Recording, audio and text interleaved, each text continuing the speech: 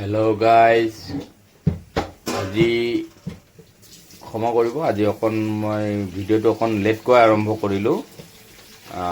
আজি আমি মাছ কচা বনাব ওলাইছোঁ। বাংলাদেশৰ ঐতিহ্যবাহী এটা ডিছ। কমল কাপ মাছ আনিছোঁ। মাছটো আপোনালোকক নজনাকৈ আমি ফ্ৰাই কৰি দিছোঁ অলৰেডি। এয়া মোৰ মিছেছে মাছটো ফ্ৰাই কৰি ৰাখিছে। আৰু এইটো কণী আছিলে, কণীটো বাৰু আমি দিনত খালোঁ। আৰু এইটো মাছ ফ্ৰাই কৰি ইয়াতে থোৱা আছে। এইটো ঢাকনিৰে ঢাকি থৈ দিলোঁ। আৰু তেল গৰম হ'বলৈ দিছোঁ মই। তেলটো গৰম হ'লে মই ইয়াতে শুকান জলকীয়া দিম। আপোনালোকে চাই থাকিব। তেলটো অকণ গৰম হ'বলৈ দিছোঁ। এয়া চাব পাৰে, মই শুকান জলকীয়া দি দিলোঁ। আৰু অকণমান এইটো চাহী জিৰা হয়, এইটো চাহী জিৰা অকণমান দি দিছোঁ।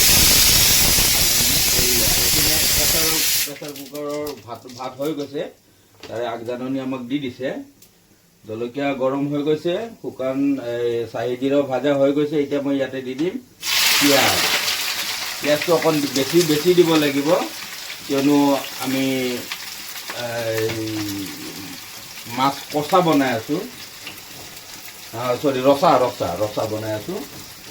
এতিয়া পিঁয়াজটো ব্ৰাউন নোহোৱালৈকে এইটো ফ্ৰাই কৰিব লাগিব।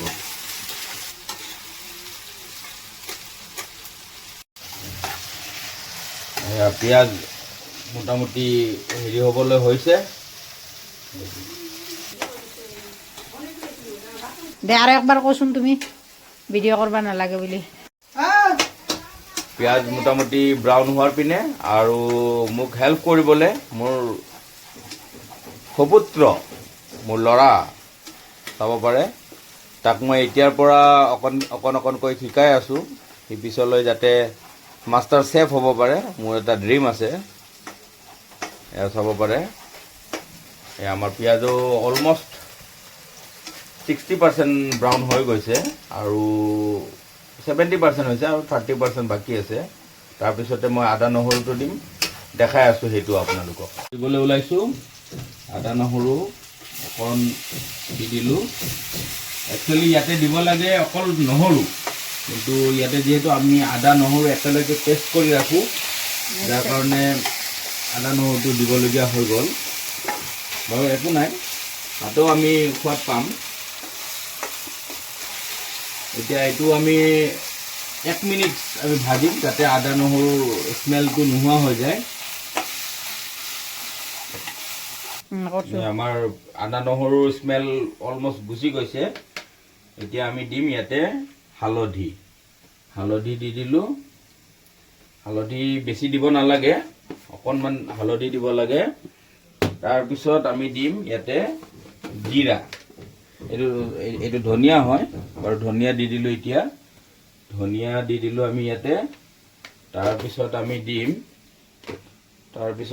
ইয়াতে, এতিয়া দিম আমি জিৰা অলৰেডি মই চাহী জিৰা দিছোঁ অকণমান, গতিকে চাহী জিৰা দিলে জিৰাৰ গুড়িৰ পৰিমাণটো অকণ কমাই দিব লাগিব। চ' মই অকণমান কমাই দিছোঁ।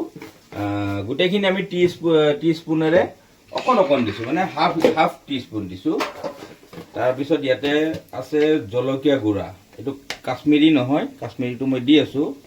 জলকীয়া গুড়া অকণমান, যিহেতু আমি শুকান জলকীয়া দিছিলোঁ, অকণমান জলকীয়া গুড়ি দি দিলোঁ। তাৰপিছত আমি দিম কাশ্মীৰী। এইটো কাশ্মীৰী এভৰিডেৰ হয়, আমি এভৰিডে মছলা ব্যৱহাৰ কৰোঁ। কাশ্মীৰী দি দিলোঁ। কাশ্মীৰী অকণ দি দিছোঁ কালাৰ হ'বলৈ। তো এইখিনি হৈ গ'ল। এতিয়ালৈকে অকণমান গৰম মছলা দি দিব পাৰোঁ ইয়াতে। গৰম মছলা এইটো মই হোমমেড, মই বনোৱা।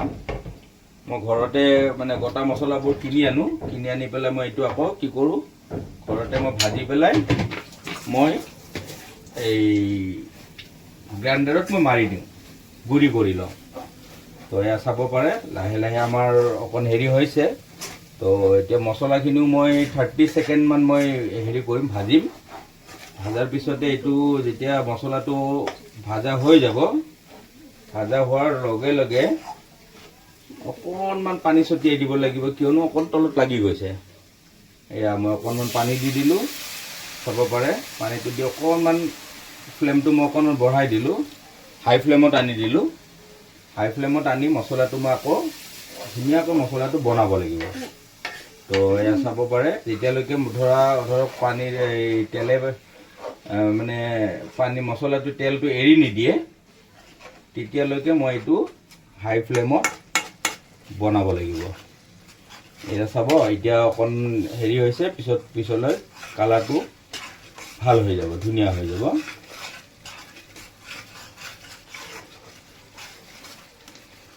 এয়া চাব পাৰে আমাৰ মছলাটো খুব ধুনীয়া হৈ গ'ল, খুব ধুনীয়া কালাৰ এটা এৰি দিলে। এতিয়া ইয়াতে অকণ বেছিকৈ পানী দিব লাগিব। এয়া মই পানী দি দিলোঁ।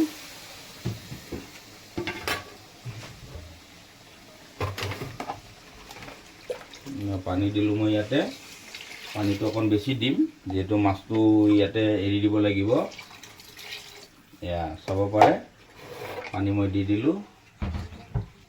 এইটো মই মেল্ট কৰি দিলোঁ, মছলাটো পানীৰ সৈতে মই মিহলাই দিলোঁ। মিহলাই দিয়াৰ পিছত পানীটো অকণ গৰম হ'ব লাগিব, যাক আমি কওঁ মানে উতল আহিব লাগিব, পানীটো ফুটিব লাগিব। তো পানীটো যেতিয়া উতল আহিব তেতিয়া আমি মাছটো ইয়াতে দি দিম। এতিয়া পানীটো উতল আহি গৈছে, চাব পাৰে আপোনালোকে। এয়া মাছ দি দিলোঁ মই। মাথাটো দি দিম, কিয়নো মাথাটো মানে চব্জিত যেতিয়া সোমাই খুব এটা ভাল এটা হেৰি এটা হয়, মানে মাছৰ এটা সোৱাদটো বাঢ়ি যাব তৰকাৰীখনৰ। এয়া চাব পাৰে, আমি মাছ দি আছোঁ।